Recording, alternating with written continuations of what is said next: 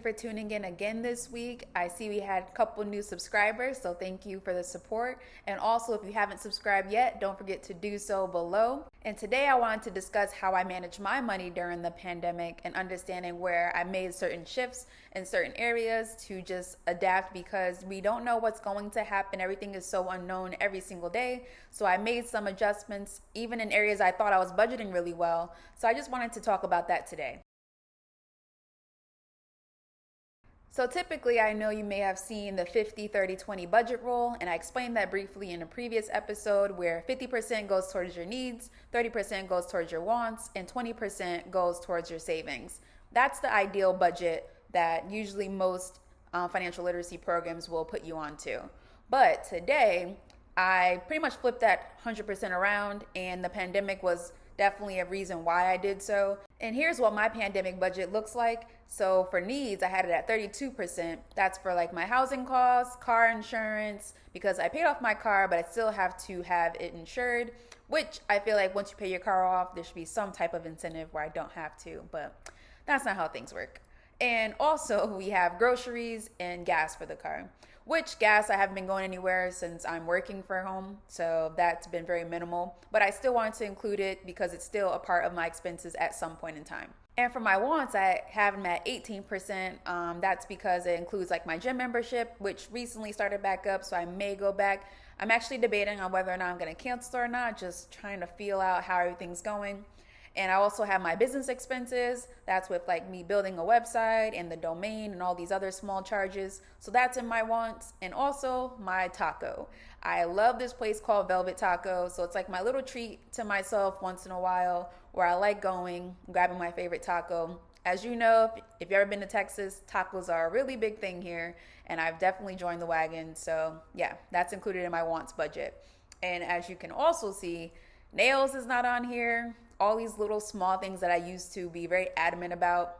Haven't got my nails done since quarantine started. So yeah, that's not included. And for the savings, I have it at 50%, which you guys may think is a little drastic, and that's fine. But also I'm just sharing what my pandemic budget looks like. And I was very adamant because the more I put into my savings, it deterred me away from buying little things, online shopping that I heard a lot of people have been doing a lot more of.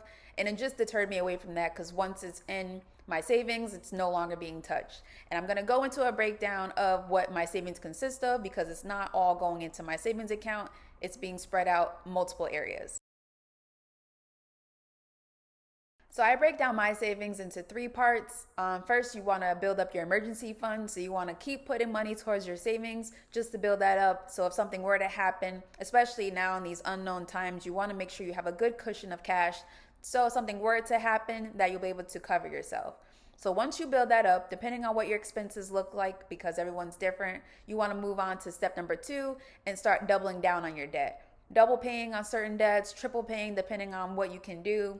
And then once you do that for the high interest parts and get them out the way, you want to move on to investing. And you don't want to invest until you have your high interest debts paid off. Because if you start investing and you have high interest debt, you're going to be investing backwards. And I will explain what that means shortly. So here's what investing backwards looks like. Let's just say, for example, you have $1,000. You have $1,000 in your hand and you're like, my emergency fund is all good. I have some debt, but I really want to get into investing. Okay, so pause for a second. Understand what your debt is. So you have a credit card with $1,000 balance on it that you could pay off at 19%. But you decide you want to invest the $1,000 because you're trying to be ahead of the game. So you end up investing that $1,000 and it's earning 10%. That's the average that you usually will earn in a year investing into the market. It could be up, it could be down, but that's just the average that we're going to go with. So you essentially will pay $180 in interest on that credit card for that entire year because you decided not to pay it off. And then you wanted to invest. So by investing that $1,000, you're only going to earn $100. So now do you see why this is not a good idea? You're going to waste $180 in interest going towards the credit card where you could have just paid that off and just been done with it. Instead, you invested your $1,000 and now you're only earning back $100. That's an $80 difference and it could be more because that $100 isn't guaranteed because the market is fluctuating every single day. So essentially, you could only earn probably 2% or 3%. You don't know. So why not just get rid of the high credit card debt or whatever high interest debt that you have? Get rid of that first and then move on to the investing portion, because you do not want to be investing backwards. So I will let you guys digest that information for another week, and we will come back strong for more content next week. And don't forget to like, share, comment, and subscribe. Subscribe is very important. Please don't forget, and I will see you guys next week. Bye.